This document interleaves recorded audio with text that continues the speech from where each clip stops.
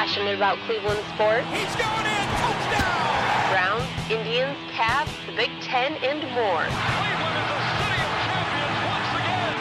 Andy and Jarid, Cleveland and beyond. Swinging it right! To deep right! Here are your hosts, Andy Billman and Jarid Watson. Hey, hello and welcome. Andy and Jarid, Cleveland and beyond. He's Andy Billman. I'm Jarid Watson. Cleveland Browns. And the Cleveland Browns head coach search is in full effect right now. They've checked names off of Dorsey's list so far. A few of them. We'll get into those. And a couple of possible surprise names that we didn't expect.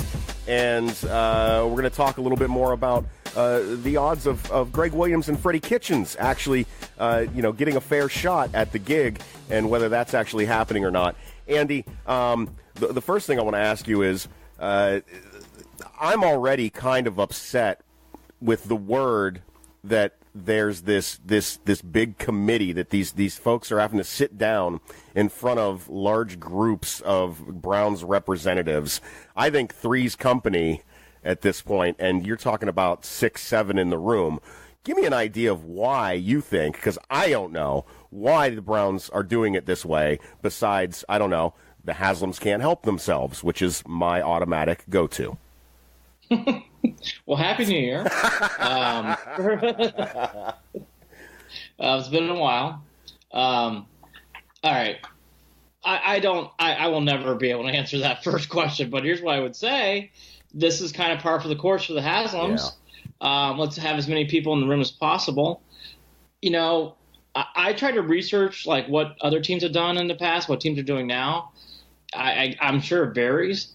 When I've done interviews in the past, when I've hired people, whatever, I might have as much as 3 people in the room. I can understand that. I think 4 is a lot. I think 6.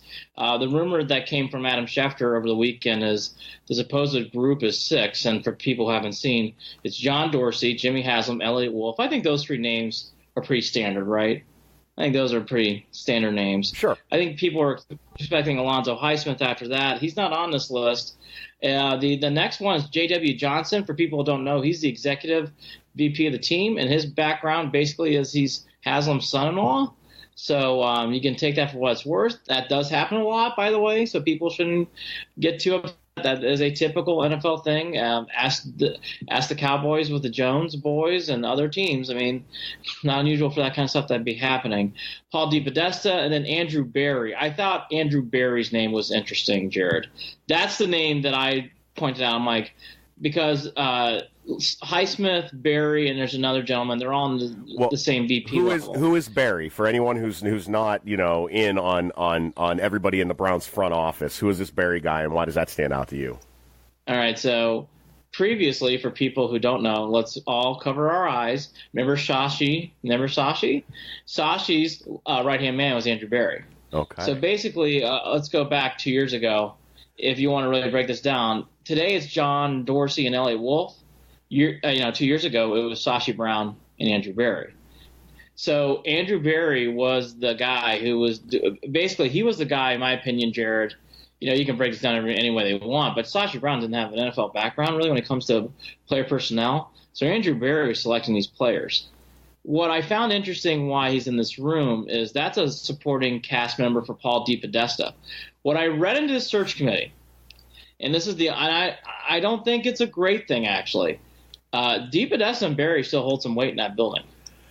It seems like, and this is what made me nervous, these are guys that Dorsey's going to have to defend his arguments against when it comes to talking to and convincing the Haslems. That frustrates me. I don't want a barrier. I don't want a barrier between John Dorsey and the Haslems. There's two. There's 2 barriers. There's the Haslem family, which was Johnson and Jimmy himself, and then the other barrier now is DePodesta and Berry. So there's a lot.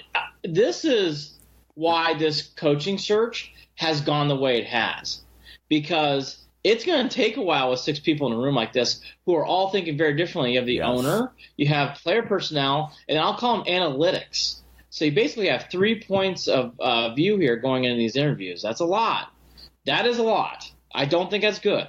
I think that's a lot. What are the odds that these people in the room because Dorsey's putting on a clinic and teaching them how to evaluate? Maybe. But again, Deep I feel like that's a shot in the dark. Right. Yeah, Deep Podesta, though, does hold some weight. I mean, I wasn't surprised Deep Podesta was on the list. Again, Andrew Barry's where I took a step back, Mike. So basically what they've created, I will say this too, the days of hearing if this is true, Dorsey's controlling this, Dorsey's not controlling a lot of this. I think Dorsey has a lot of influence, but the control factor is null if this is the room. It's not a lot. It doesn't have a lot of control, to be honest with you. And this is what I've bitched about from day one, Andy. Before this search even started, this was my number one gripe about this situation. That I feared that this would be what happened, and here we go. Here we go. Yep. It's a traveling circus, Andy. It's a traveling circus. Okay. I'm not ready to go there yet. I am. But because there's confusion. There's definitely you are confusion who you show me you are. Right. I mean, again, when you I don't. We gotta give this time, and let's see how it goes next week. But this kind of goes to my point of now. Well, this is why there's such a wide net being cast by the Browns, because they have a lot of wide opinions in this room. It's going to be interesting to see how this turns out. No one's opinion matters but John Dorsey's. Well, not according to this list. According to this list, it sounds like analytics will have a third of a say on this. It sounds like a third of the say will go to the ownership group. And by the way, Dee Haslem's not listed on here either. You got to figure at some point she'll be in these meetings too. That's another voice. I will say, no matter how this breaks out, this is a lot of voices. They're recording the interviews for her review later. Right. And by the way, that could change things. Because I would figure at some point that she's going to be involved too, I would think, but maybe not. I just see this as a lot of people. I take Adam Schefter for putting something out. Like, he knows when you put out a tweet like that, it's going to get some pickup. So let's not be naive. I think this has some truth to it. Again, kind of what you're alluding to, it's going to be interesting to see if the circus really plays out here, meaning I will say the reason why I'm saying it's not a circus is because I haven't heard any crazy rumors or I have not heard any dysfunction in Berea. So that gives me – there's that positive. And by the way, this organization has a horrible time hiding that. And I'm not getting any of those vibes yet. So I think that's a good thing. That's a good thing. We're not hearing that yet. We're not hearing infighting. We're not hearing people on disagreements, which, again, normally happens in Berea. So I think that's good so far. I will say that, Jared, to keep you feeling better. We haven't heard any of those rumors yet. I'll take that. But part of that might just be on the part of the fact that John Dorsey's got the patience that he has with this, and where my fear in that is that he just disappears after this season on his own. You know? No, I don't think he will. I don't think he will. Not, I think. But I don't trust anything, Andy. I've got 17 years of reason to not trust. You know? I hear you. And by the way, you're not the only one feeling this way. This is not a unique feeling right now. Yeah. And again, that list will give more odds after this. I think, though, let's let this process play out. I will say, for all that said for that list, again, typically there's some sort of Browns dissension with these hires. I've not heard that so far. I'm not hearing people that are on opposite ends of the room. So keeping that aside right now, I think it's going normal. Again, that room, though, is heavy on people. The moment somebody tries to get cute with this is when that stuff starts to happen. You know, the moment that somebody wants to be the smartest man in the room, that's where I think those rumors will come out. I'd pay attention over the next couple of weeks. I mean, there's been a lot of distraction over the past week during this because of you've got the wild card weekend, you've got all that stuff going on. The end of the season is so fresh that we'll see how this plays out. I think it's a slippery slope. I think that we're setting ourselves up in the same manner that we have in the past. But we said we're not hiring outside committees, but we're doing it this way. It feels the same as it ever was to me. The difference being that the group of guys is a little bit different. Hopefully they get along a little bit better. And of course, in Dorsey, I trust. And I'll leave it at that. I agree. Yeah, and Dorsey, I feel the same way you do. You just hope in that room again. Everybody has to realize now there's a lot more voices in the room. Hopefully he is the influencer. That's what you have to hope here. What I've taken out of the search show so far, going to now the actual candidates, what I found interesting, Jared, is I think we're actually at a point now where if I had to guess, we've had 6 people go: Williams, Caldwell, Stefanski, Campbell, Flores, and I believe it's pronounced his name Eberflus, the defensive coordinator for the Colts. Yeah, sorry. I got to work on that one too. Yeah, Eberflus is our coach. Boy, I'll be going to YouTube a lot, listening to Eberflus. And then Flores as the pass defensive coordinator. What I gathered out of all these names is, some buzz, little buzz, not a lot. But what I found interesting is you had all these guys go, and now McCarthy's coming this week. That's interesting to me. What I gather out of something like that, yes, some of it's because of coaches like Flores and Eberflus they have games. Right. Eberflus just came from Houston right to Cleveland to go back to Kansas City, and then New England got the Chargers this week. But what I took out of this is, if I'm thinking correctly, and this is where you might be feeling better or worse depending on how you go on this. Select your 1 or 2 favorite candidates, and there's a lot of people who are from Green Bay who loves Mike McCarthy, so they're going to support him full on this, because that's how I read this. And by the way, no mention yet of Kitchens being interviewed. Is Kitchens last? Is Kitchens going to go before McCarthy? I don't know. But McCarthy coming in the way he's coming in makes me wonder, Jared, if they're going to select 1 or 2 people they've liked from this pool of 6, and then comparing that with McCarthy, because McCarthy is a big name. I know people have agita for this guy. I like McCarthy. I think McCarthy would be a good hire. I don't know that I can go against that idea either with McCarthy, and I'm wondering if the hold off on Freddie Kitchens might have more to do with the idea that they're hoping that whoever they bring in wants to retain him as OC. Yeah. And that's what they're hopeful their goal is going to be, is to make that marriage, make that arranged marriage work, which doesn't normally happen. Guys come in and they want to do their own thing. I think that if it is a McCarthy, that Dorsey's got the influence with McCarthy to make something like that work. Possibly, right. And I think McCarthy will obviously be open ears with Dorsey as well, because they work together, to your point. So I think there is a little bit of that there. Yeah. For people who are, giving McCarthy crap, and I've been hearing a lot of that, people need to remember, too, that he did build a big thing there with Aaron Rodgers. Aaron Rodgers was a first-round pick, but Aaron Rodgers was not like a glowing first-round pick. He was picked later in that first round, and people didn't know what to think, and there's been a lot of credit given to McCarthy for molding him into what he is. And also, he handled the Brett Favre situation well, and he did win a Super Bowl. So I think people need to remember that McCarthy can coach in a big spot. So I think McCarthy coming in the way he is a good thing. I think McCarthy's going to be either in New York or in Cleveland. I think it's really that simple. I think the Jets are really on hold right now because they're wanting to see what the Browns are going to do. I think the Browns and Jets are linked because I think McCarthy's going to go to one of those 2 spots. That's what everything's pointing to. The only buzz I've heard about any of these names is Campbell, the assistant head coach to the Saints. It sounds like there's a little buzz about that guy so far. I didn't really hear any about Williams or Caldwell or Flores, and Eberflus just happened, but I didn't really get a vibe from that either. The only thing I found interesting, too, in all these names is they are not allowing Kitchens to interview anywhere else for an OC job. So Kitchens, I will say this, Jared, I think Kitchens being a head coach, I think that dream is basically dead. I don't see that happening. I never really did. It didn't make sense for me to put that much responsibility on a guy coming out of the position that he came out of.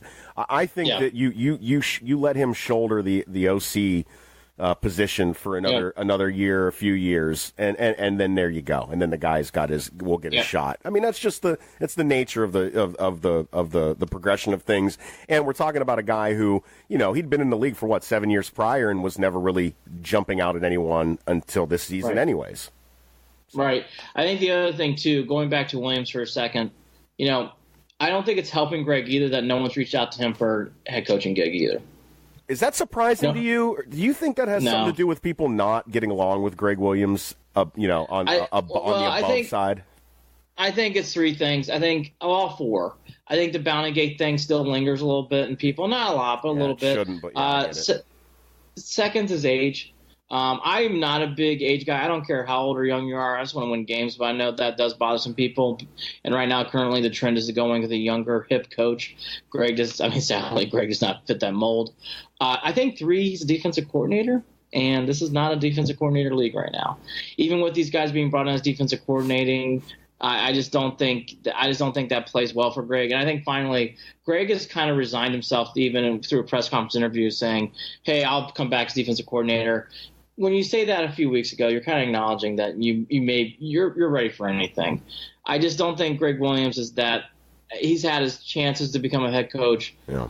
I don't think Greg Williams is. I'll say this. I think Greg Williams becoming the Browns coach, the longer it goes, the less it gets. I think Greg Williams becoming the Browns coach is at 5%, maybe 10. And the players didn't exactly jump out in support of him staying too. And I don't know that that's telling. I don't know whether they were all told, "Hey, just keep your heads down through this process." Right. But it does kind of surprise me that some of the louder mouths on that team, the Myles Garretts, the guys who speak their mind, didn't come out and say, if they wanted him to be there, I have a feeling they would have said, "Man, why would you at least say what everyone in Cleveland's saying? Don't screw with something that's working." And none of those guys really said that. Right. And I think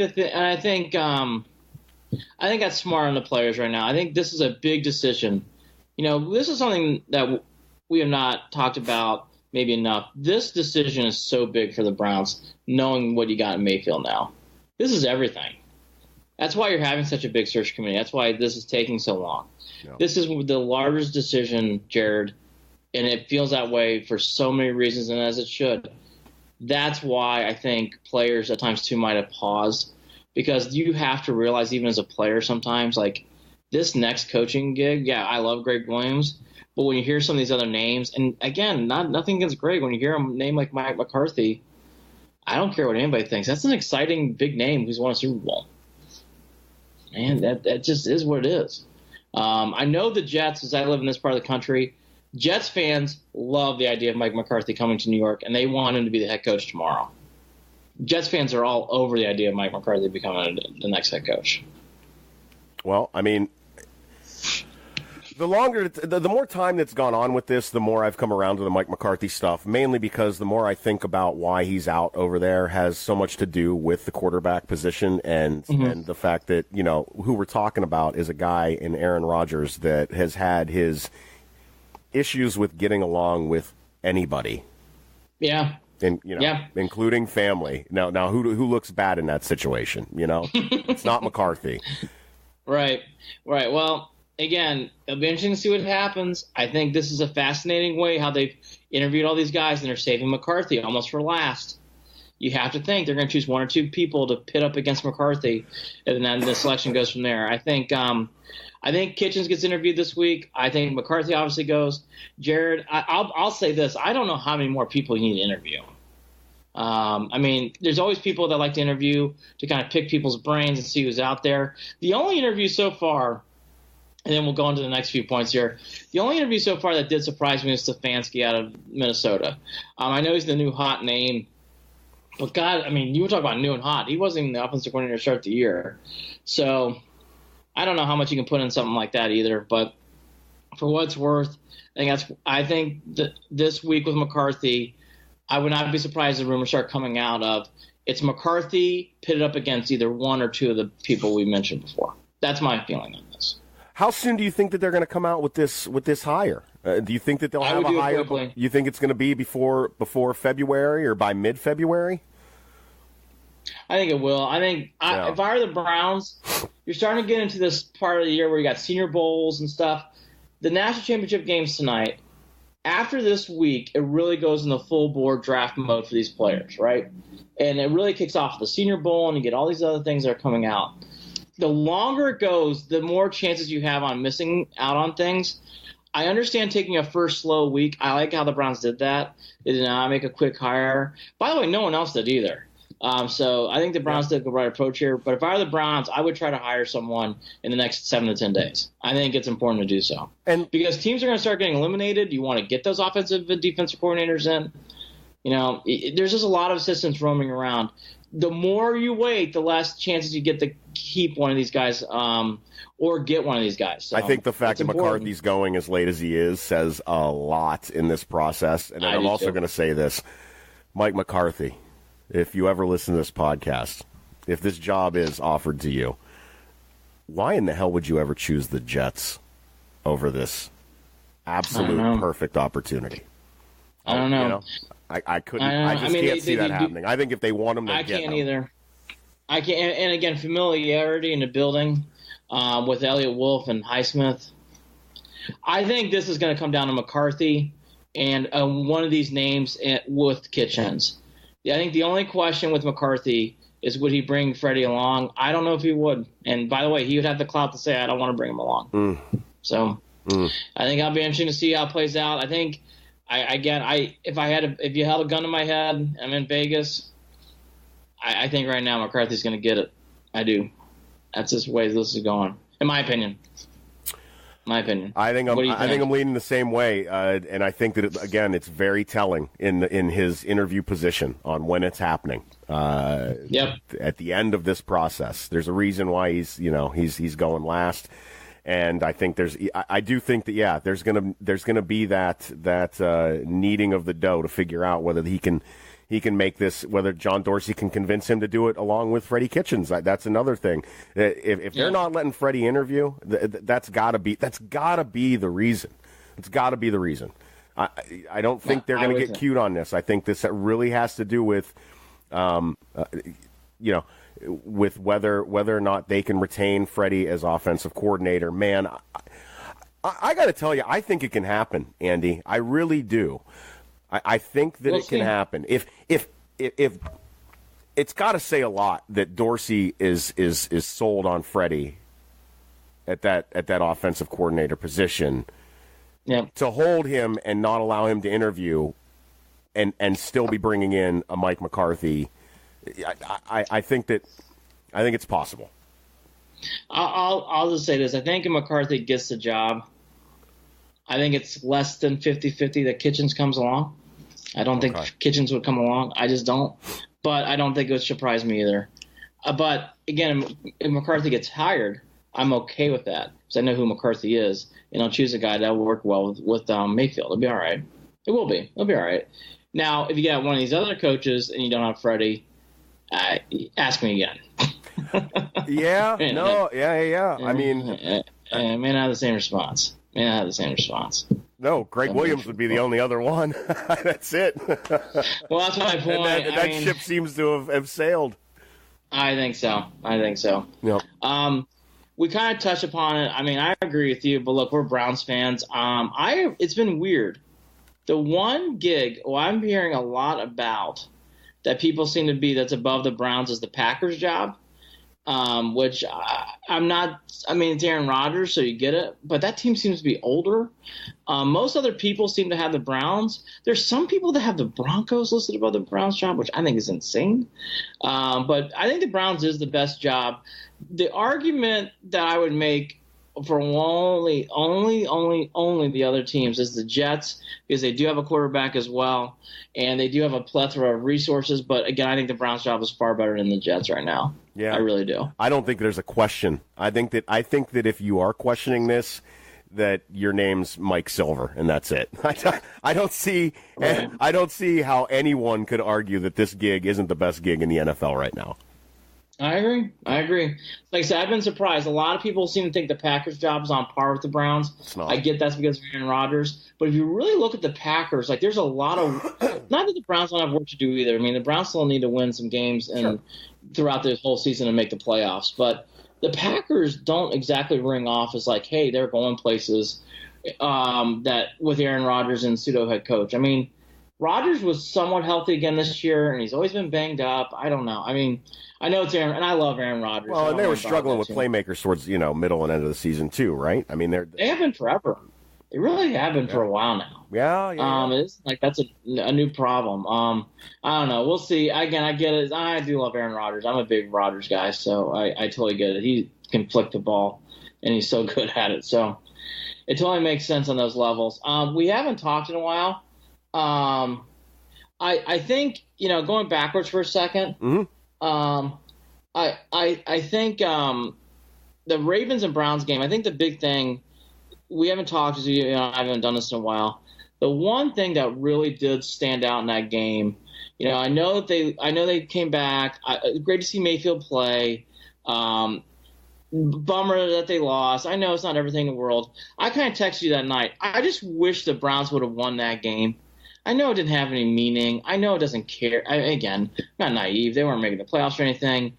But I thought that would have been a good way. I've been hearing people saying, "Oh, it's so heartwarming," and even though they lost, I wouldn't have called that loss heartwarming. No, it was frustrating. It was frustrating, and you saw the glaring needs that the Browns have. You saw the development that needs to happen with Baker taking care of the ball. You saw the issues in other areas of the football that game, that especially run defense. Ugh. Yeah. Ugh. Yeah. But you heard Tony Romo talking about it. The Chargers took from that playbook, from at least the way the Browns were trying to approach that game, and they were able to execute. Yeah, I mean, if you've listened to us all year, here's the one thing everybody needs to know. Aside from the Bronco game in Denver, where they did shut down Lindsey, they shut him down. Yeah. The Browns' run defense has been, awful. Well, has Jamie Collins Sr. been the biggest disappointment on that team this season? Were you expecting more out of him? I've heard his name a lot. I don't think he played well. I don't want to defend Jamie Collins, because I know he hasn't played well. I know he has not played well at all. I see people on that team having just as much struggles as Jamie Collins. Okay. So Jamie Collins to me is in a pack of people. I think we all pick on Jamie because of why he got traded here. Yeah. And again, he deserves the spotlight. He gets paid a lot of money, and he's a guy who swings a lot of weight in his teams. He's very talented. Is he playing well? Absolutely not. No. But I love this guy. But I thought when he came back from injury, he wasn't the same. I thought Schobert really struggled down the stretch. I'm not sure if he was injured or not. Haskins got torn apart. And, let's be fair. Aside from the Bronco game, Peppers really didn't play well, honestly, for being truthful. The Denver game, he played well. Man, there's so many that argue that he has, that this was his breakout season, Andy. There's a lot of people that think that he is meeting his achieving his potential now. I don't know. I'm gonna pull a Hugh here, and I'm gonna say I gotta look at the tape. that's how I feel. I gotta look at the tape. That. I thought Peppers really played poorly against the Ravens. I guess that's my point. I think you can point out all these different things and saying that's why. Okay, maybe in fairness to Peppers too. I think it's a group thing. I also think the interior defensive line is a problem. I know we got guys in there that we like, but I don't know if they're going to make the cut next year for this team. I think we really need to get better people that play the interior. Honestly, Jared, too, I think we need someone to match up better with Myles Garrett. Yeah, I don't know if we can go we all love the idea of Myles Garrett, and he made the Pro Bowl, and he's great. He needs a buddy to kind of help him out. And I would love to have that. Why not? Stack that line. Yeah. Who cares? Yeah, do it. And I don't care if they use a first rounder to do it. Between that or the linebacker position, I think is our biggest needs right now, and I think that's what they need to do. Yeah, I agree. I think Ogba's fine, and we all, at the end of the day, he's not a bad player, but we need someone to really stand out there and make more plays on the defensive end side opposite of Garrett. I think Ogba needs to be rotated in and out with someone is basically what I'm getting at. And again, the interior defensive line, Ogunjobi played his heart out. God bless him. Played with a torn bicep. But we need some more guys in there to help out. And again, the interior linebacker, Jamie Collins. Again, I love Schobert. And Schobert played really well the first half of the year. But I thought Jared, after he came back off injury, if I'm being truthful, Schobert did not play great. No, he didn't. He did not. And you know what? There's no depth. We know that too. There's no depth on that side of the ball. And what I worry about is Ogunjobi, from what I heard, is deciding to rest that bicep this offseason and not have surgery. I worry about that long term. I obviously don't know the extent of the injury, but here's what I would say about that. I know when you do any kind of muscle surgery, it's never a 100%, hey, guarantee your muscle's going to heal back. Yeah. So it's probably the reason why it's pausing. And I know from other athletes who've had that kind of surgery, it's not an easy surgery. It's tough. So I can understand him wanting to. You don't ever want to have surgery if you don't have to have it, right? So, but to what you're alluding to in today's medical science, you always wonder, like, wouldn't you just want to have surgery so you're really knowing you're ready to go? Hey, so, I don't know. Stem cells are a miracle. Maybe you just inject some stem cells in that bicep and it grows right back. Who knows? I don't know how this stuff works. I know. I'm not that guy. I know. Yeah, again, I'll just go back to this in the Ravens game. Run defense aside, which again, any game except for the Bronco game, if anybody were to defend the run defense, I would laugh out loud. Our run defense was not very good all year. But the other thing about this game is I'm so excited about 2019. You look at Mayfield. You look at how Callaway made – I'll be fair. I picked on him. Callaway played great down the stretch, really played well, looked good. Chubb is a stud. He's going to be a star. And, you can see the pieces really coming into place on this team. 2019 is where it's at.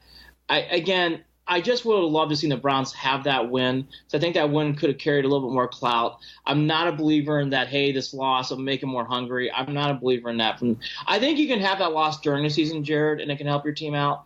I don't think losing at the end of the year really helps carrying into motivation for next year. I'm not a believer in that. And the only thing I'd point out to the Browns, I do think they're going to be going big places next year.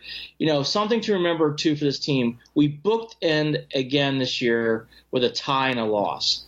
Love to see a win either to begin the year and end the year, right? It'd be nice to start winning the opener and winning. And I think they will. You know what? Because we're talking about, is it a motivating factor going into next season? And let's talk about this. I don't think it matters. I think a win or a loss doesn't matter at the end of the season because of this.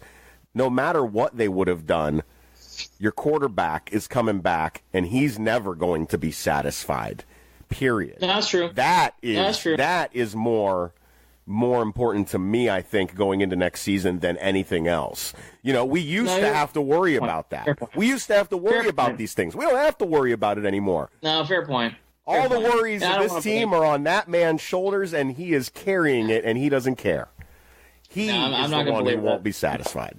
No, I agree. And again, to wrap up that game, I'm so happy for Baker. He broke that record. Yeah. And to score that many points on that defense on the road, the Browns offense, and the way they did too, and the way they did it, down the field, and he had the protection he need. Let's talk about this too. The protection that Baker got throughout this season is the best protection we've seen a quarterback get in a Cleveland Browns uniform. I think in 17 years that they've been back, 18 years they've been back. They've had really good protection. I'm not going to try to tear apart what you says. I agree with you. They've had, the Browns actually have had pretty decent offensive line play for a while. Even when it's been poor, it hasn't been terrible. But I agree with you. The offensive line play was great. And part of it is that he knows how to get rid of the ball. So I shouldn't say, maybe that is a part of it, that one of my blind spots. He knows how to get rid of the ball. Mm-hmm. No question. So we're all excited about next year. I think there's no question about that. And again, I thought the Browns offense outplayed what the Chargers did on Sunday. I really did. I sat there and watched all those games this weekend and thought to myself, the Browns would win this game. The Browns would win this game. The Browns would win this game against any of these guys. Here's what I felt. I agreed with you, but the Browns defense actually has to get better next year. That was my other comment to myself. The Browns defense needs to get better next year. Yeah. It needs to get better next year. Yeah. It's not quite to this level yet. It's just not. No. It's just – it's funny. The whole year has been about offense. I think it's actually the defense. You think that? I think that, and I think that might be one of the damning parts in regard to Greg Williams too. Yes, I was about ready to say the same thing. Exactly. You're Mr. Defense. The other thing I want to touch. Yeah, exactly. I want to touch upon this quickly, then we'll get around to the other stuff, and then we can wrap up the Browns, talk more about them at the end of the week. What did you think of the stare down from Mayfield? I hope Mayfield and this Hugh Jackson thing goes away next year. I think it will, and let's use the coach at Cincinnati, which, by the way, seems to be in play. Yeah, that or the Vikings, I'm hearing. Yeah, I heard that too. I think the Mayfield stare down. Did I like it? No, I didn't like it. I wish Mayfield wouldn't have done that. Do I think it's the worst thing in the world? Absolutely not. There's worse things that are going on. Mayfield staring down Hugh Jackson. Yeah, I didn't like it. I did not like it either. But at the same time, was it horrible? Was it despicable? No. Let's just leave this alone. Well, I think that part of the reason why I agree and feel that way as well, especially looking back on it now, is Hugh is a guy. I feel bad for guys like Hugh. Like, Hugh doesn't know he's not a good head coach. You know what I mean? Like, it's not like he was doing this stuff on purpose. Right. He's oblivious to the fact that he's not a good head coach. And so I feel bad in that sense. For people that are like that, I guess is the way to put it. So I'm ready to just move on. I don't need to beat the dead horse. I think that this is over and done with. I think that any team that would hire him as a head coach is insane. And I'm all for seeing the insanity ensue, but I'm ready to just bury this in Cleveland. Yeah, I am forever. Throw it in the lake for good. Again, right. And again, that's why I don't think any of this is that terrible. It's pretty obvious Mayfield and Hugh did not get along. All right. Anybody, and we weren't inside the building, so I don't know. But, that's why he's doing what he's doing. And you know what? Mayfield is that kind of player. And again, there are players on the Indians in the 90s who did the same thing. Talked a lot of trash and had no problem, and I love that about them. And we loved them. So I like this about Mayfield, I loved too. Albert Bell. Do like Kenny Lofton. I mean, yes. There's a lot of chatterboxes. Yes. A lot of chatterboxes on the Indians. But when it comes to this thing with Hugh and Mayfield, I will say I'm ready for this to move on. I am. Unless Hugh is the coach of the Bengals. If that's the case, but you can't have the hangover twice a year after you play Cincinnati. You can't do that. I know. And Nor by the should way, you need to, because Cincinnati's not going to be a team that you need to have that type of, I don't know, rivalry with. They're not going to be that good. Well, if they have serious injury problems. I mean, they have talent on the roster, but they have serious. I mean, Dalton, AJ Green, those are two obviously bigger players, and they both didn't play a good majority of the year.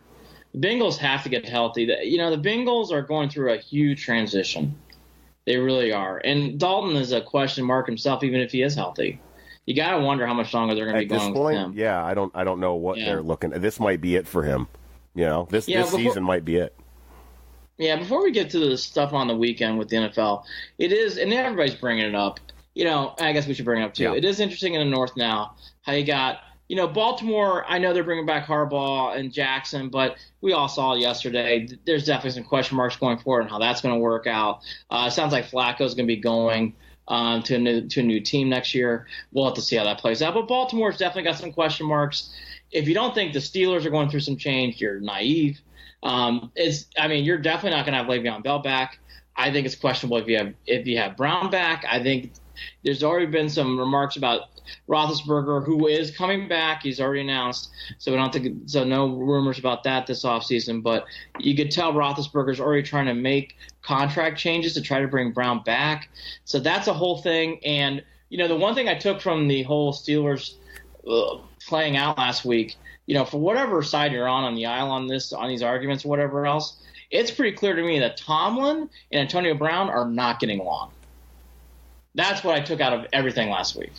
It's very clear. Those two are not getting along.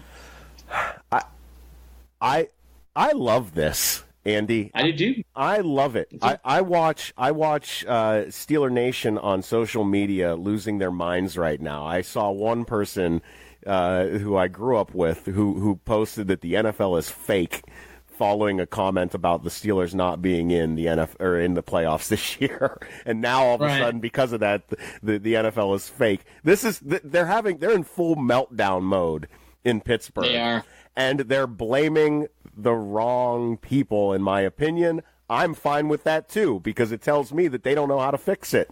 That they're going to continue. No, they don't. They're going to continue to bury their heads in the sand to the reality of the real problems here, and the real problems have to do with Tomlin and Roethlisberger. Period. I can't see how what are these other guys? Who are they going to bring in if AB's not there? Who wants to come and play there? Juju Smith-Schuster is only as good as AB being on the field. I don't agree with that. I think Juju can play. I really think Juju's a good wide receiver. I don't know if he's a lead guy, but he's a playmaker. That's the point, though. That hurts them. No, it does. No. Look, when we had Jarvis Landry and everybody was hurt, remember how bad the wide receiver position was for the Browns? Right. We were bringing guys off the street, okay? How much did it help? And this sounds so strange, but how much did it help when Higgins came back? It settled down even someone like Landry, right? It's the same thing with Juju. If you're the only guy out there, it's not good. It doesn't matter how talented they are. It's not good. So you need to have other guys around you to play well. The Steelers are definitely in a transition mode. And again, I don't know how I feel about any of it. And by the way, I don't care. I hate the Steelers. I don't care. But the one thing I took out of all that was Tomlin and Brown are not on the same page. And not only are they not on the same page, they do not care for each other right now. How can you bring a guy like Brown back? And what I love is we talk about this. We talk about this being a transition period, but they're not even aware of the transition. Like they're not. I know. You know what I mean? Where everyone else sees that it's transition time, and there's no transition in sight. I don't see a transition coming. No, I agree. I'll leave this with the Bengals too. I think the Bengals are definitely on their way down. But the only thing, again, like all these teams, they're not like. If I were being truthful, the Bills, I don't see a lot of hope from the Bills outside of the coach. I look at teams like the Lions, I don't see any hope. I just think that the Cardinals, dreads. The Bengals, the Steelers, the Ravens, they all have enough to win games and cause issues, but they are by far more in flux. The Browns are on their way up, and it's exciting. It's exciting. Yeah. It's exciting to see. What did you think? Really is. I heard the comment, going back to the Ravens and coming off of yesterday's game, I heard a comment following the game that kind of drove me nuts, and I can't remember who said it, but it was in the post game, and it had to do with I don't want to hear people saying Lamar Jackson can't throw now. That fourth quarter proved he can. And in my mind, all I thought was, one, prevent defense, and two, you're in desperation mode and you make a few passes. Whoop-de. Like, are you kidding me? That guy is not an accurate passer. He's not the future of the Ravens. And even Ravens fans think he is. Well, I think he is because the Flacco's going to be gone. Well, I don't think that's the right move. I don't think that's the right that's move. What I'm getting Flacco. At. Yeah, I would keep Flacco in there. I really would. Draft. Yeah. I'll just say this, and I don't want to pick on him too much. Let's talk about the Charger game for a second. Yeah. Since we're already there, Lamar Jackson really, really looked shook for 3 quarters in that game. He not only couldn't pass, he was fumbling, he was getting sacked. That was the Lamar Jackson I saw play in Louisville. When he's on, he's on. He's very good. He's tough. He's tough to tackle. But when he's off Jarid, that's what I remember him in Louisville. I mean, looked really like a small guy who couldn't do any. Jarid, how many times did you see him duck his head for a sack? Yeah. In that game? Yeah. I mean, I can't do anything. I mean, that is such a give-up sack move. And of course you see that. But Lamar Jackson did that quite a bit yesterday. I just think this whole Lamar Jackson comparison, which I didn't hear a lot of, but there's random people like, hey, is Lamar going to be that next big star? It's like, hey, I would really pump the brakes on that because of what we saw on Sunday. Andy, I know bad quarterback play. I've seen it for almost 20 years. I know what quarterback. I know what it's like to put your hopes in a quarterback that you know deep down is not gonna pan out. And when I hear fans say he's got to learn how to pass and he'll be okay, you're in the NFL. It's too late to learn. You've already learned it your whole life, and now you're here. If you can't do it now, that's an oxymoron. What are you talking about? He's got to learn how to pass in the pocket. What are you talking about? That's an oxymoron. It's not going to happen. He is who he is. Nah, he's showing you who he is. I know. Again, I've been saying this all year. I would take Joe Flacco over Lamar Jackson anytime. I will say Lamar Jackson got hot this year and played wonderfully. At the right time, absolutely. At the right time, and he made plays. And I'll tell you this, the Browns did no help because the Browns defense looked horrible. Made him look good, yep. I mean, so again, like Lamar Jackson has moments like that where he can play well. Over the long scale, I thought what I saw on Sunday is what I'm thinking of Lamar Jackson in the big spots. And after you give a team a second time to evaluate and bring a new approach to shut down what he was doing well. Agreed. And I'll say this too. For the Ravens, there was a lot of people hammering Harbaugh for not bringing Flacco in, and I kind of agree with them. I mean, how could you not, after that first series in the third quarter, really be confident you're John Harbaugh? Like, hey, Lamar's going to bring us back to victory. Really? Boy. Flacco had to go in that spot. He thought long-term instead of winning a playoff game. We'll see if that bites him in the end. I thought Flacco, I think you could see the anguish in Flacco's face on the sideline throughout the third and fourth quarter, too. Yeah. I thought Flacco should have been in there after again, you got to play Jackson through the half, but after the first series in the third quarter, I get that. After that first series, which was terrible, goodbye. Sorry, we'll play next year. We'll figure this out. We got to win this game. I think it was the only way that you could have won it, especially because the defensive scheme that they were schemed for, that would have been the biggest change. And it's not like the Chargers were really doing anything offensively. That a little tweak on offense could have fixed for the Ravens with a quarterback change, and they would have. I think that could have changed the entire dynamic of that second half, and they refused to do it. Maybe we'll never know why they refused to do it. The commitment to, I think what you saw on display is the full commitment to Lamar Jackson at the end of the day, and I don't know that's a good idea. No, I agree. The other take I want to do this now is on the Chargers real fast. That was shaky. Wasn't that a fun Philip ending? Rivers. I know you were saying something on text me, and I understood what you're saying, but it's like the Chargers really tried to lose that game, I thought at times. Yeah, they did. I was not impressed by the Chargers whatsoever. That's why I thought the Ravens were going to win that game. The Chargers do this. Philip Rivers gets away with a lot of stuff, I think, that other quarterbacks don't get away with. He didn't play well. His numbers weren't that much better than Lamar Jackson's. No. Just saying. I will say there were some drop passes that were pretty bad, but you're right. Know. He did not. But Jared, he didn't play that great either. No, he didn't. I just was think Antonio the Chargers, Gates his number one receiver in that game too. Probably, I think. Chargers are just overrated. I do not understand them, and it's such a shame they get to go play New England in a cold weather game. You don't even have to ask me who I think is going to win. Yeah, that's going to be chalk walk to the AFC Championship game they're again. butts handed to them. I know. I know. It's going to be. And it wasn't supposed to be that way. They were supposed to have the tougher game. No, I know I'm telling you, this has everything of a signature. Pats are going to go out as a winner, and then everybody retires. It just feels that way. By the way, that'd be good for the Browns. So maybe that wouldn't be the worst thing in the world. I thought the rest of the games this weekend stunk. Aside from the Bears game, I even thought the Cowboys-Seahawks game was okay. I didn't think it was really that great play. Look, one thing real quickly. Everybody gets on the referees in all these games, especially the Charger game. Jared, I thought this was what it was all year, so I didn't really see anything that surprised me. I thought it's been bad, and of course it's going to be bad again. I know that people have been really on the referees in the Charger-Ravens game, but to be honest with you, I thought we saw that kind of referee stuff all throughout the year. There's nothing that surprised me there.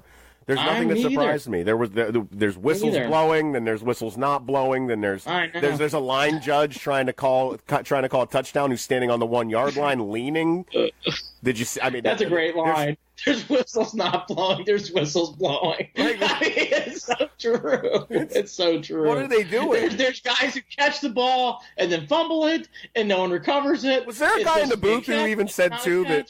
I think there was who was it in the booth that said they're making it up as they go along? It's at one point. Yes. Yes. It's alarming. But again, it's been this way all year. So I was really miffed by people saying, this referee is terrible. I'm like, where have you been all year? It's been awful all year. Yeah, hi. Get on the referee bandwagon. The Browns have 4 apology cards sitting on their mantles right now for the refs this year. So yeah, gosh. All right, let's get to the Bears game real quick. everybody's talking about Parkey this morning. Boy, was that a terrible, terrible missed field goal. It was tipped. That tipped, hits the doink, doink, out. It was heartbreaking. It was a microcosm of kickers for the entire NFL season, just like we talked about with the refs. So bad. It really was. Here's the one thing I want to bring up in this game. So I thought the Eagles were going to win. The Bears defense that was lauded and championed all year. Jared, what happened in the big spot with Philly down by 5 with 3 minutes left to go in the game? What did they do? Handled it. Dove right down the field and scored. Sometimes people put these labels and, the Bears defense is so great. The Bears defense is very good. It's not great. If they were great, they would have stopped them in that spot. They didn't do it. I know everybody's piling on Parkey, but the Eagles went right down the field. They went on a long drive and won the game. I thought all year Mac was a good addition, but I think the Bears defense was not a lot, just a touch. Well, the Eagles offense felt to me very much like the Chargers offense, except they had, with the amount of opportunities that they had, that were kind of squandered on drives that would stall. Yeah. On drives that would stall. I mean, you're looking at. I mean, Nick Foles didn't have a bad game on paper, but he had what I would call like one of those Eli Manning games with dink and dunks, and there were certain things where his numbers looked good, even though they lost. That was a game that they, in my mind, if Chicago could have had some semblance of an offense, they would have won that game. They did not. I mean, Trubisky played okay to good. I think some people were going over top. I will say Trubisky, though, in a big spot, made big throws. That was one thing I took away from that game. Yeah, maybe I'm taking. That's why. Maybe I'm a little too rough on Chicago on that side. But yeah, Trubisky made big throws in big spots. The thing about the Bears that I kind of said the reverse for the Browns, the Bears are a couple playmakers short to make a big run. Right. Their defense is right there. I mean, their defense is right there. They have a very good defense, but there are a couple playmakers short off. Here we are again, though, Andy. A year later, with Nick Foles taking over in the postseason, and does that guy? What is his deal? What is the deal with him? What happens with him after this season? He's a free agent. It's going to be. I'm telling you, the game. We'll have to do this on a different podcast. We'll get into this. Well, how will we get into this more later? Because of time, but I'll say this about Nick Foles. They have an interesting decision to make. And I think the Rams game this year changed everything. Because then days later, Long made that big, play for it. He made that mural for him in his locker. I think the Eagles, even Peterson alluded to it, because right now, technically Wentz still can't play. He may be able to play this week. What do they do? I don't know. If you're the Ravens, you play them. I'll tell you. Even Peterson admitted to those guys at NBC, it'd be tough if Wentz was healthy. What to do? It's interesting. But anyways, with that said, heartbreaking loss. God, that poor kid Parkey. This felt terrible for him. But again, I know everybody wants to jump on Parkey, and by the way, we're all fans. I would have lost my brain. That's how the game would have ended. I'm not going to say I won. And he made the one they froze him on. I know. Such a typical. Oh God, that's such a bad loss. Such a bad loss. But all that to be said, I thought the Bears really lost that game on that drive. You're supposed to be the number one defense, all this stuff. They mismanaged clock at the end too terribly. Did they not? They wasted like 20 seconds, I think, before they finally. And I said, dude, I didn't want them taking that shot at the end zone. I thought they were going to find a way to run it down. It was weird. They were kind of in a hole. It was weird. The defense lost the game. To me. Got to make that stop. Didn't do it. And that's that. Colts dominated. The one quick thing about the Colts, I kind of saw this coming, and everybody did. 10 out of 11 wins now for this team. Luck made one bad pass or two, but he played well enough, played good. Colts really looked good, but I thought again, is on the other side. The Texans, man. After the Jets game, I was starting to really look at them differently. This is, and here's the one note too. J.J. Watt jumped off sides, almost similar to what Myles Garrett did, and boy, did that cost the Texans big in this game. Both all the bad penalties. O'Brien had a terrible game. I'd be interested to see if he doesn't get fired here in the next few days. I thought it was a fireable loss. I think it was a very disappointing. The Texans were underwhelming from what you had seen out of them. They could not get anything going offensively. It was brutal. And boy, if everybody want to harp on Lamar Jackson, Watson did not play well. Didn't play well at all. Yeah. Didn't look good. I'm sorry. I mean, everybody keeps talking about, Watson this, Watson that. But again, he's another guy that used his legs a lot in that game, and you know what I mean, and uses it. Just nope. They didn't let anything happen, and they kept. I don't know, that cutie kid had a good looking game, but aside from that, Lamar Miller, DeAndre Hopkins, nowhere to be found. Watt didn't play well. I just thought that game was alarmingly bad. That's the kind of game you can lose your job. It's the kind of game you can lose your job. I would not be surprised if O'Brien lost his job in the next 2 or 3 days. It's that kind of loss. It was bad. It was a really, really bad loss. And the other thing, too, I took out of that, it's like, Watson did not play well in this game. No, and he wasn't looking. That was the other issue. What I do remember from that game, now that I'm thinking about it a little bit more, is that there were times where they had the right matchup on DeAndre. On that side of the ball, on that side of the field, and he never would look at him. He never looked his way. He never put the ball up for him. It didn't happen not one time on probably 4 or 5 occasions where he probably should have went that way. No, I know. Maybe I'm wrong. Maybe I need to look back. But from what I remember in that game, he did not give DeAndre Hopkins the attention that he should have, and that's on Deshaun Watson's decision making. I agree. I just think it's interesting how everybody's piling on Lamar Jackson. And by the way, rightfully so, Lamar Jackson played terribly. But so did I'm only doing it because I love it because he's in the division. That's my only reason. I agree. No, I just think nationally, Deshaun Watson deserves some of this too. He didn't play well. The other game was Cowboys Seahawks. Again, I thought this game was okay to good. I thought the Bears game was the one game. Bears game was very good. I thought the other 3 were blah. But this game, I thought it really came down to, and this is a credit to this guy, Ezekiel Elliott. Yep. Ezekiel Elliott won that game for the Cowboys. Absolutely. He made a big run. He really carried that team on his shoulders. Dak made enough plays with his legs. He had a couple throws, but again, accuracy there kind of in question. But he made enough to win the game.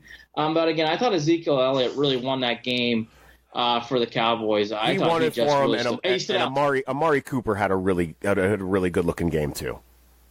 Yeah, when he got the ball, he made big plays. Yep, and opened at the right spots at the right time. Agreed. Cowboys will give problems to the Saints. I don't know if they're going to win, but they'll give problems. I'm sorry. The Cowboys don't play the Saints. What am I saying? Cowboys play the Rams. Cowboys can give the Rams some problems. I think that's a tricky game for LA. The one thing I want to end on in Seattle is this. This team is still hungover from that Super Bowl loss. Still. Wilson's a good quarterback. I like Wilson a lot. If you ask me to point out another big positive on Seattle, I would have a hard time doing it. I don't mind Carroll. I think Carroll's a good coach. Seattle really needs to figure out what this is because they have a good I like Wilson. I think Wilson can play, but they just don't have the parts and pieces around him. No, and their run game was basically non-existent as well. Nothing. But they don't have, again, no playmakers. Really no playmakers. Mm-hmm. Seattle's a strange team. It's a strange team. I don't know. I have a hard time putting my finger on what you do there. That's what I came around with. So I'm like, I really like Russell Wilson. I don't think Pete Carroll's a terrible coach. I think he's good, but it's not working. No, they almost overachieved. They overachieved. Yeah. I don't know. Seattle's strange. It's strange. I'll be interested to see how they do next year. I don't think it was a bad year, but I don't think it was a good year. I don't know. That was just all over the place. A couple quick other things.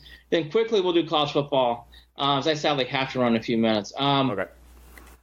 Kirk Cousins, I would really keep your eye on that. I think that is a torch that's just being lit in Minnesota. I don't think that's going away. We talked about the Steelers. I think the other thing here, too, that I found interesting from the prior weeks was Mike Mayock becoming part of the Raiders. I think that's actually a good marriage of Gruden. I think that could work. Yeah. I thought that was a good move for the Raiders. I like that move. If I were a Raiders fan, I'd be happy with that move. That was a good move.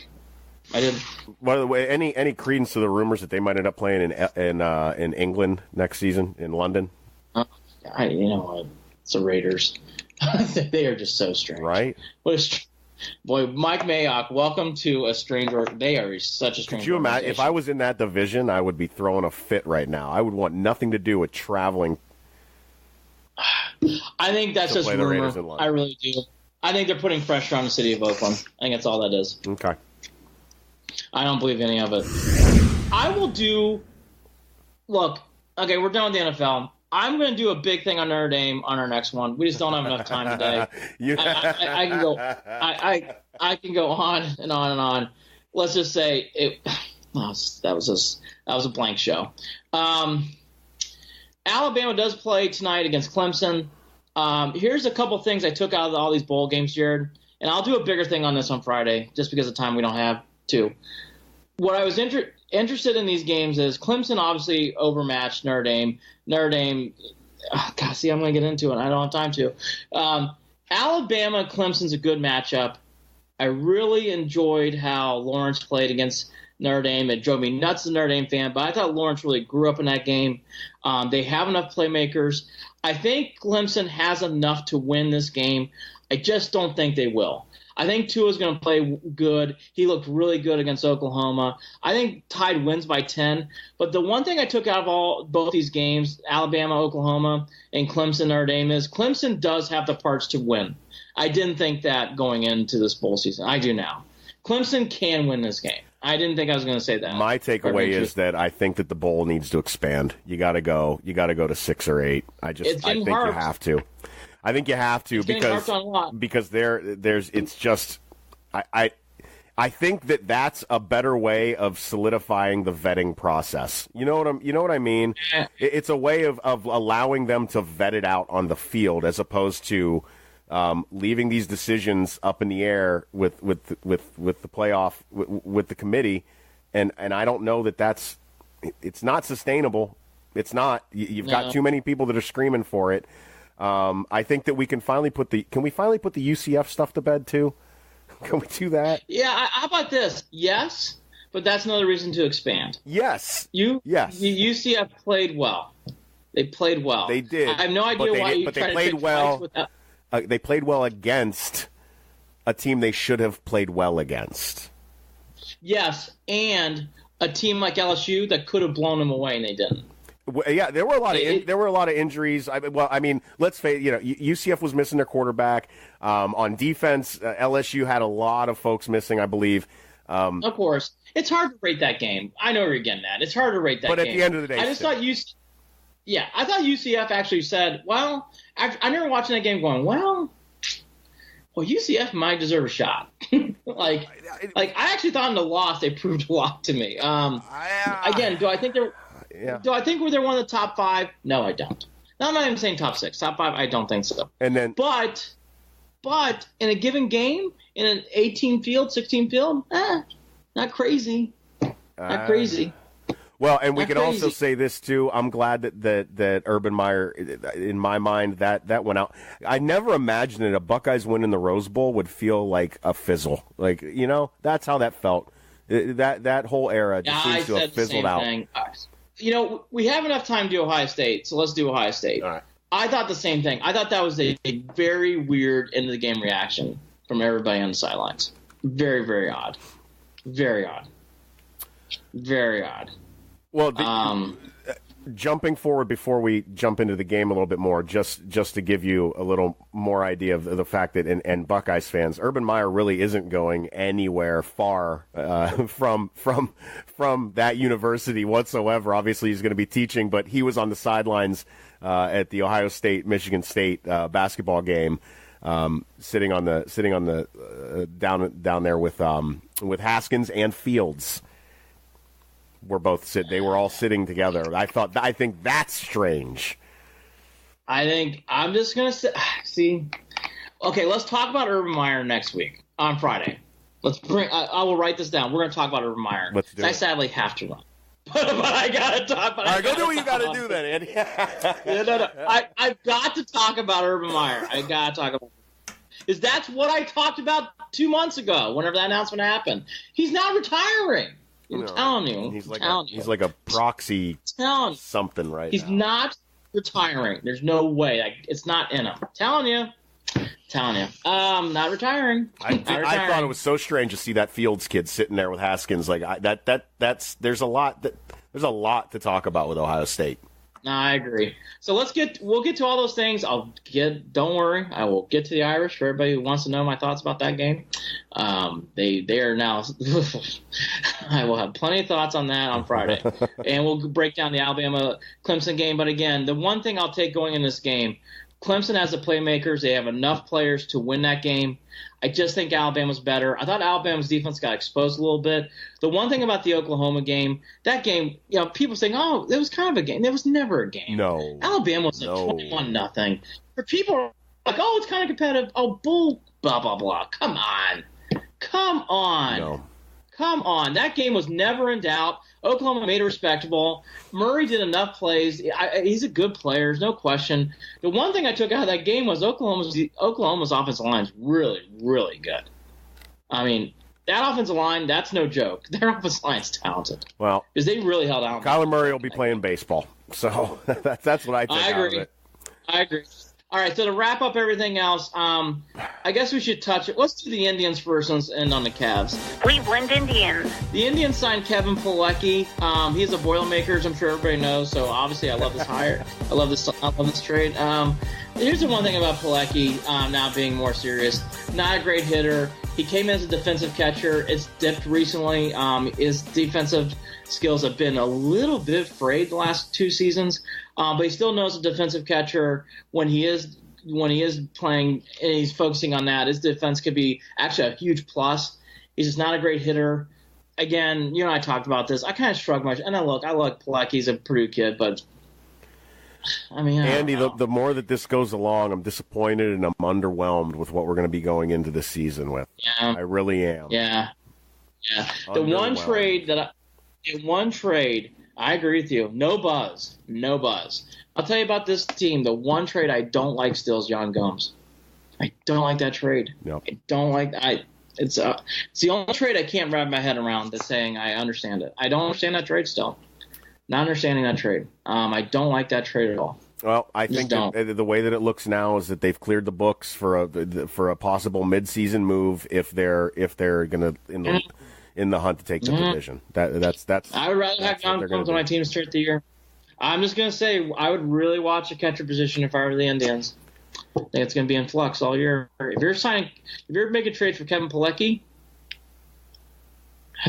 boy, I don't know. I think the catcher position is going to be an interesting position for the Indians. I thought outfield would be the position to watch. I think now catcher is right there with it.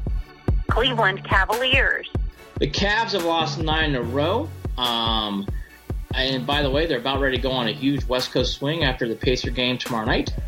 I think the Cavs are in full swing here of losing a lot in a row, which we kind of foresaw throughout the whole year. The big 2 or 3 things I take out of these last couple weeks, and it's just been Cavs have not been competitive. They've been getting blown out in a lot of these games. Sexton's getting hammered for his play. I'm going to defend him. Who else is supposed to be playing point guard right now? What do you want? I don't understand right now. I don't understand. Like writers and a lot of people. Oh, Sexton needs to get benched. Who? For what? I mean, Sexton is. I'm not loving the development of Sexton in this. I don't know. I think Sexton's really going through the hardship of the NBA. He's left out to dry. He's on his own. What exactly? What's he going to get? What help is he going to get right now? Who's developing? What are we talking about here? This is my fear of tanking like this. Because now you're starting to see the things like it's funny when Tristan went out with that injury, all these errors and stuff. And by the way, the NBA season really does take a next gear after the holidays, and I think the Cavs are feeling that too. There's always a gear shift after Christmas, and the Cavs are totally feeling it now. Yep. And by the way, they are not ready for it. The other notes I'll get into real fast. Everybody made a big hubbub about this Patrick McCall signing, and then they cut him yesterday for Cameron Payne. I just think the Cavs really need to process how this is going to play the next few months. Because if they don't beat the Pacers tomorrow night, which, by the way, they probably won't. The Pacers are really good, even though I know they beat them last time in Indiana. Jared, they may not win for a few weeks. I don't expect them to. But let me ask you this, though, Andy, on something maybe a little bit more entertaining than watching a Cavs game right now. Bill Simmons making his comments last week about if the Cavs were to win the lottery pick this year and were to get Zion, that Cleveland doesn't deserve Zion, and that if hypothetically speaking, that he would be who the number one overall pick would be, and also saying that he would quit covering sports if that were to happen. That's how angry he is about the Cavs. See ya. I don't know what to say. I mean, I took it as another knock. I took it as another knock against the city of Cleveland that was unwarranted. I think in a weird way that sounds like a jealousy. I mean, what, were you jealous? Do you think this is fun? You think this is great that we're losing all these games? Yeah. I don't know. I'm tired. It was exactly, that's my point. It was untimely. Like, it was unnecessary. It was unwarranted. It was unprovoked. Go to hell, Bill Simmons. Nobody cares. Shut up.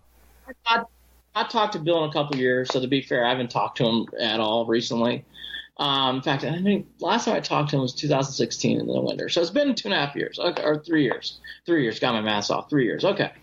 But that said, like if I talked to Bill, like, Bill, relax. We might get the number 1, 2, or 3 pick.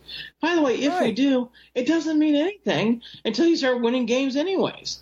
So I think that's his point, is that it's a way that we're going to find a way to waste that talent, and that why? Because of the way that the team has managed to not keep LeBron happy, and to all of those things is what it comes back to in his mind. But the Heat.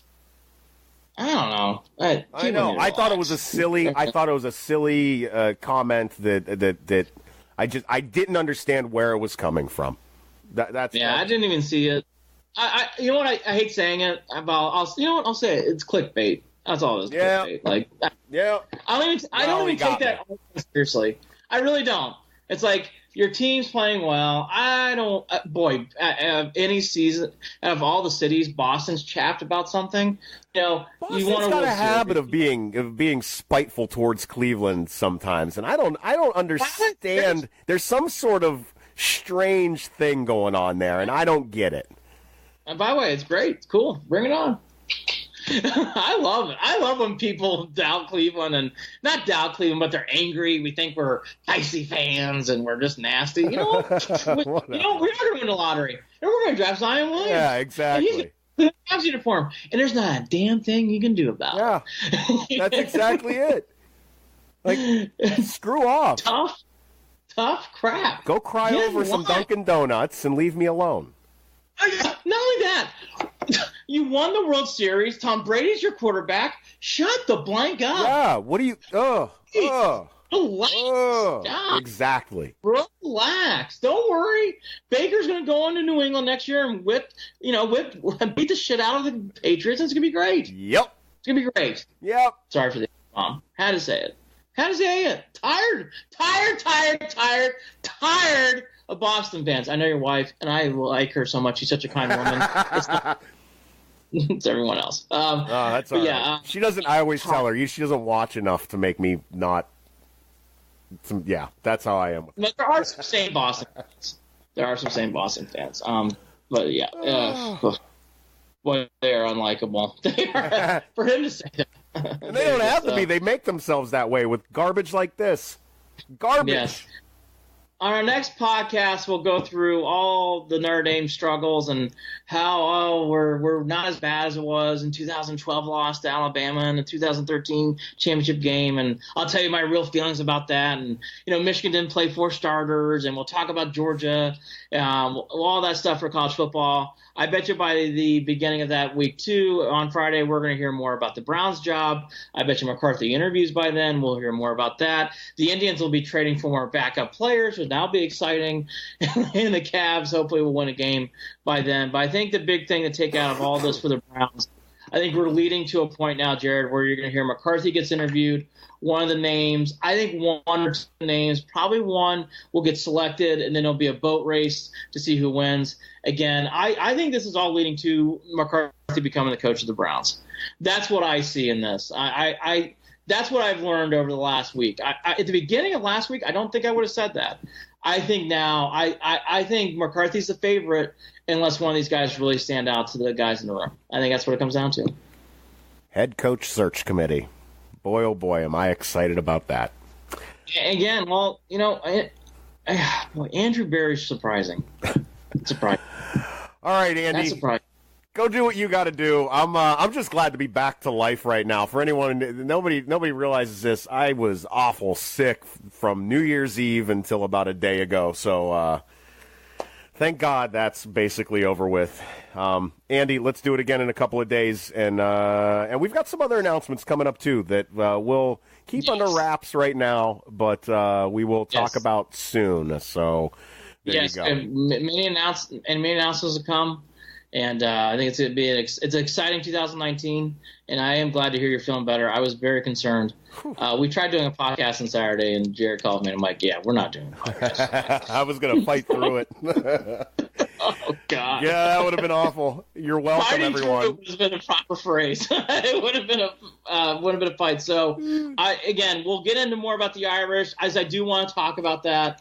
We'll get into Alabama, Clemson, but more importantly for this podcast, I think by Friday, Jared, or Saturday, whenever we do this next, I think we will have an idea of a two-man or maybe even a hire. I think it's gonna be one of those two. I think it's McCarthy and someone would be my guess. I think it's one of these names. You can guess who the vibe is, but I think that's what you're looking at by the end of the week. My opinion. Sounds good. He's Andy Billman. I'm Jared Watson. Andy and Jared, Cleveland and beyond. Thanks for tuning in, folks. Talk to you again soon. Take care. Happy New Year. Love you, Bill.